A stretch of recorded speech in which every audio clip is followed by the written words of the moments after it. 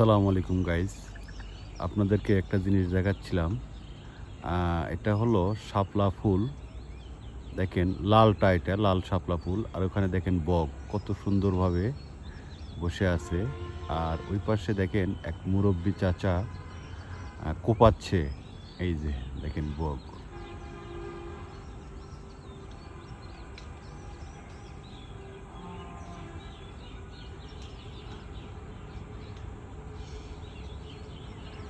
আর এপাশে একবারে মাথার দিকে আছে শাপলা ফুল।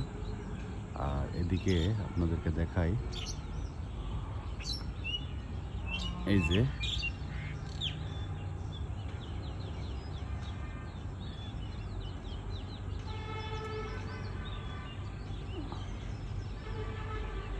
দেখেন কত সুন্দর শাপলা ফুল।